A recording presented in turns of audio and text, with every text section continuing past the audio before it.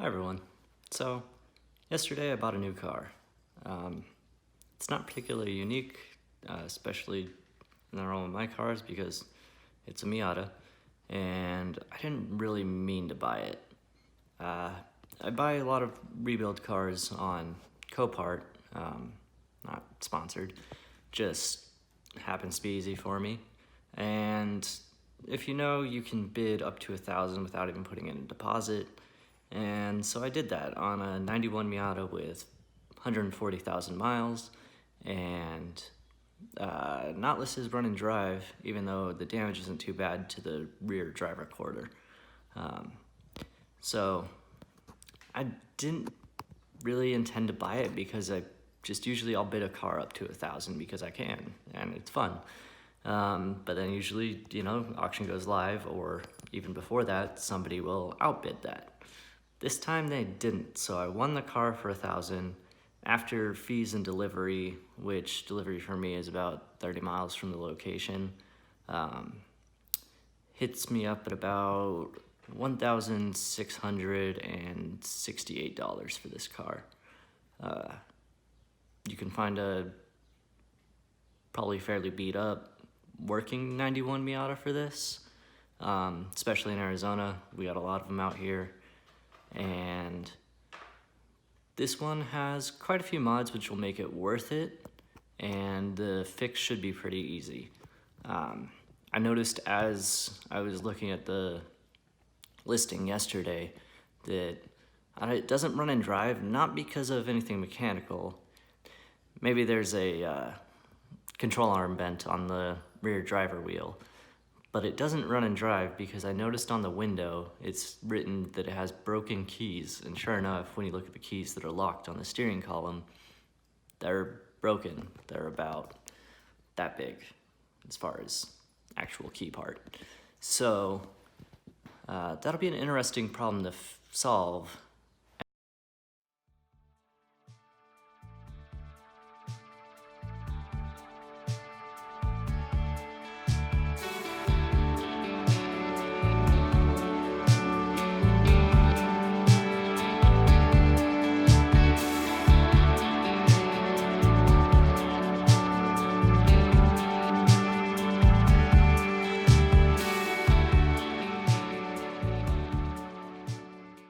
Alright, so the new car just got here, but I have to run off to work, so I can't even check it out. Alright, so I'm on my way home from work. Before work, I was able to pop in for a few minutes and see the broken keys. Discovered there is some of the key in the cylinder, and then there is some of the key, another key in the trunk. So I think the trunk is pretty much maxed out. You can turn it with the stub key, or you can just grab a screwdriver and twist that and it'll pop open. It's a 91, so it doesn't have the little lever in the center that allows you to pop the trunk from the cabin. So the only way to do it is from the rear, and that means that that trunk can close, but anybody can open it. So that's one thing. I did try and turn the key in the cylinder. Made zero sounds. I heard nothing electrical. Really think that got a different issue than just the key engaging in the cylinder. So it's about 8:30 in the morning. I had to take care of some personal stuff, but it's time to get started. Inside is actually really nice. Really smells like it's been detailed. We do have two different seats, or at least seat cover. This one seems to be pretty gone as far as the bolster. I don't like that pad, but I'm sure it's comfortable. Interesting. Seat towers are just chilling in there. So my guess is there was a roll bar, which is why there aren't straps on this bar to hold it back, or at least they're not attached the way they should be. But I assume they had a roll bar and harnesses in here or something. The way it's set up, I don't know. do see some taps down there, have been disconnected. Could be affecting our ignition. I have speaker wiring running across there. I don't have the cover panel. And inside, windows are actually tinted. Gotta get all that stuff off the windshield. I've been in here, but I haven't actually looked. I didn't notice that there is no stereo. I had popped open the trunk, and I do know that there's wiring for an amp back there, but there's no amp. So, yeah, I assume this guy was able to pull off some parts before it went to the auction. So he got his stereo and amps. Oh, oh, in there. Oh wow, tweeters. Man, every second just seeing something else. Yeah, overall, looking pretty good. Nothing in there, but yeah, don't have the trunk release. Nice little cup holder adapter. Let's check out the glove box. Nothing. All right. Well, good door cards. That one does have that little scratch up there, which is unfortunate, but take my keys again. Wheel is deteriorating. It's got a zip tie right there. But overall, I'm digging it. It's pretty clean. 140,000. Fuel gauge is showing fuel. Weird. But just as a teaser, I think this one's supposed to be for ignition. They're like slightly different shape, but not by much. No. That in there. When I press the clutch, the car rolls forward. I forgot. I have blocks. Yeah. The only sound you're hearing is the actual key. Flip it over. Got no whirring, no fuel pump, no anything. Same thing, flip it over. Nah, doesn't want to. Here we have our LRB speed panel. Then in the trunk, just amp wiring going straight off the battery, but the battery is connected. It's probably just bad.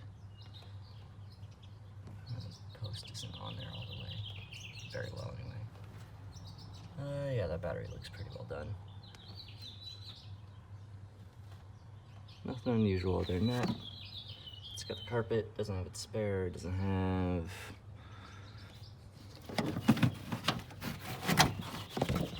those always come off.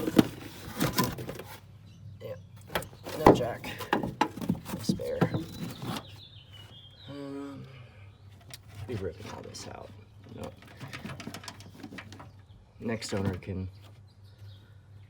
run new stuff underneath. That bumper cut's done fairly well. This look all painted up. Big old, I don't know, what's that, 3.5, 4 inches coming out, but let's see how far it goes. So, delivery driver did scrape the lower lip. But it looks like it runs all the way up to the cat. So, cat back, pretty good. Probably gonna see about that. Coilovers.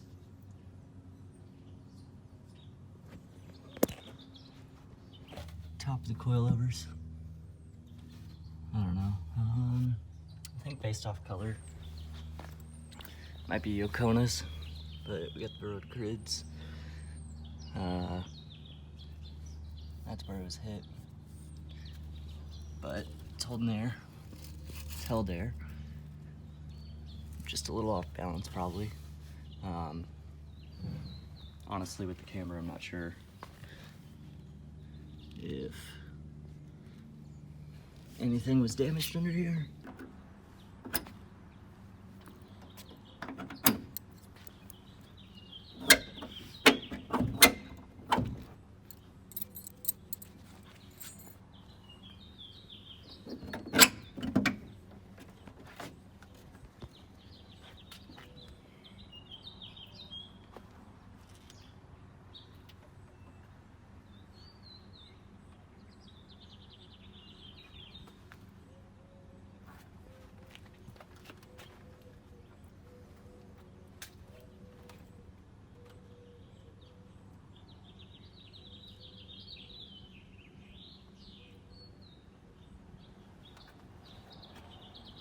This was all clearly done by hand, holding together.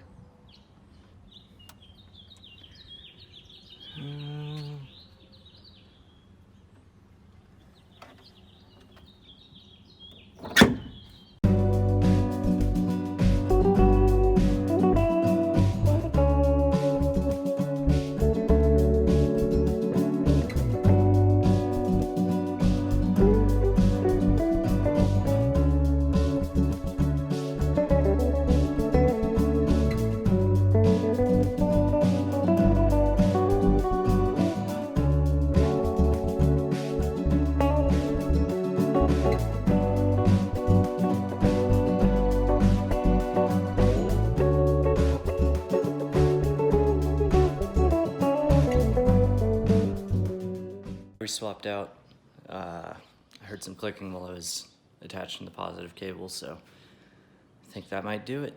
We'll see. I have checked the oil. It looks really clean, actually. And yeah, like I said, heard clicking when I was connecting the positive battery cable. So maybe there's a draw on it, and that's why it's dead, and that's why it didn't start. And anyway, I'm gonna try giving it a go. Yeah, that does it. Oh, that really does it. Getting neutral here.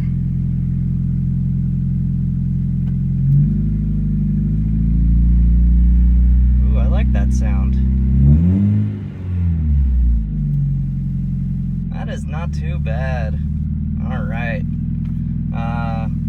Next up is, I looked underneath it, although it does kind of look like the driver's side rear tire is offset a little bit different than the passenger. I'm not sure if that's just because I'm comparing it to how it fits under the flare, and it looks like it fits under a lot more, but I gotta get the blocks out, and then we'll try rolling this thing forward and backwards, and I'll have to shuffle some cars, but if we can get in the garage, then we're good to go. All right, so we're 100% in the garage now, and I think I got enough space where I can get this up on stands, take a look. I really don't think anything's damaged because started up, well yeah, started up once we had a battery, but then it moved, no problem. Didn't take it down the driveway since it's really low and cambered out, and the driveway's got a bit of a bump to it, so I just rolled it back and forth and then got positioned in the other side of the driveway next to the other one, and the other one, and the other one, and the other one that's like technically right there. There's another one of those. All right, so I think in the time I have before work, the goals are going to be step 1, pull out wiring. Step 2, look underneath it, check for any bent arms or anything. Step 3, roll it out, give it a quick wash because it's a little bit dirty, and since it's just gonna be probably in the garage for, I don't know, a week or so, like having a clean car in the garage and not a dirty car in the garage. And then last step will be a test drive. Hopefully I can get all that done in the next few hours before I work. Step one, pull out all the wiring. It's just gonna be a quick time lapse because nobody really cares about me pulling wiring that isn't normally in the car, so it doesn't apply to everyone.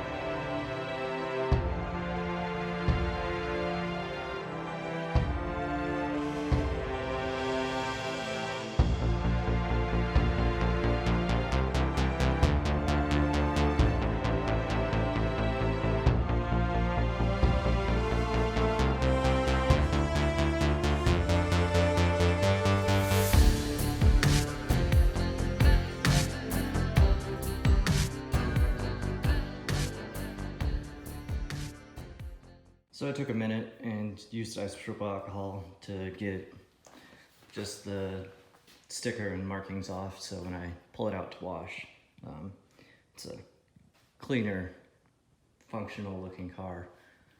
Doesn't look like an abandoned thing or anything. So I'm gonna go ahead and get it on jack stands and roll underneath there, see what I can see. All right, we're going under. Now this thing is minimally lifted. I mean, on the jacks. All right, diff bolt is touched at some point. All right, so arm not hit. Subframe, small scrapes. I would expect that just for being lowered, not from impact on anything. Same over here. Scrapes.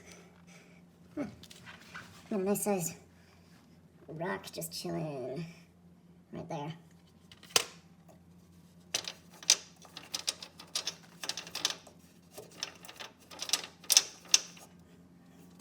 Not too sure how I got in.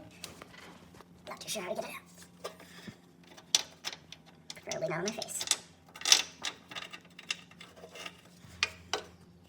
There we go. Okay. Boot's not leaky. All good. Other side.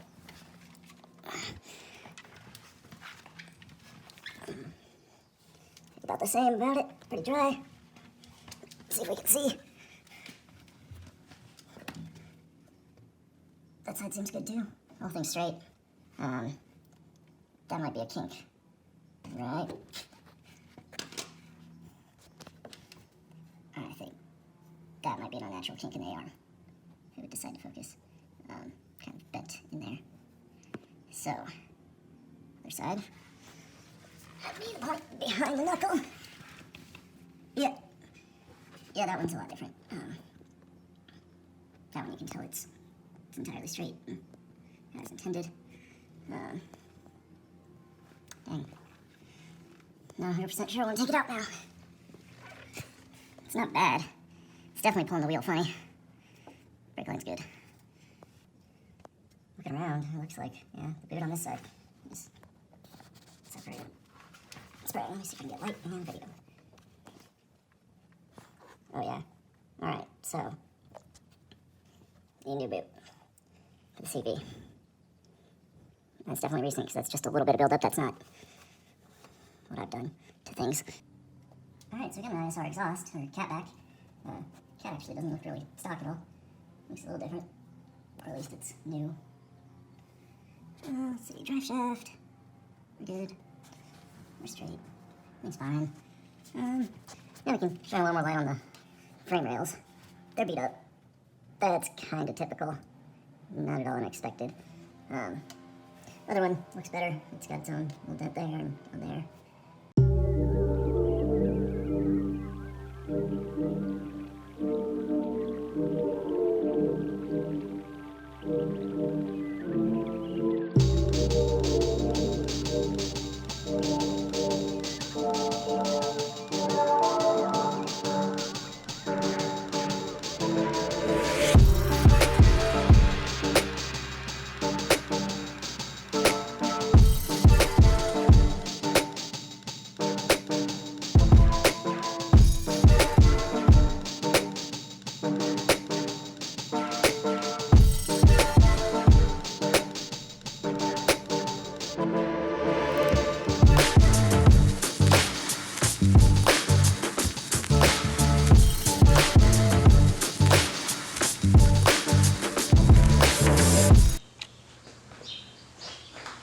Alright, it's fully clean, camera turned off. Gotta go take it for a spin and dry it off. Alright, we are all tucked in. Wheels look a lot better when they're clean, even if it's a quick clean.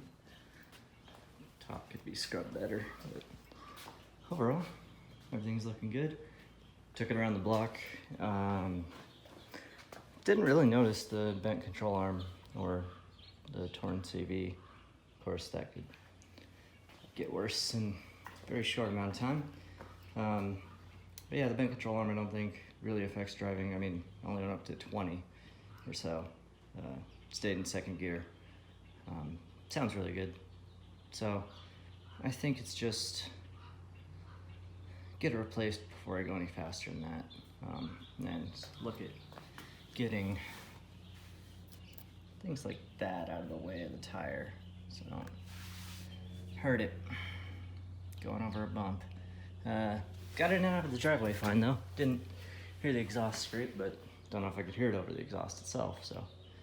But I'm happy with it. It's looking pretty. All right, that's gonna be all for today. I'm gonna order the upper control arm for back here. I think I found a used one that'll work just fine.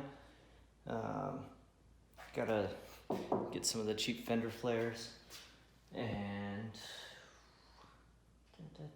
CV boot. So those three things, I think are the only things I'm gonna go for right now. Everything else can come later as I figure it out. So, thanks for watching. Later.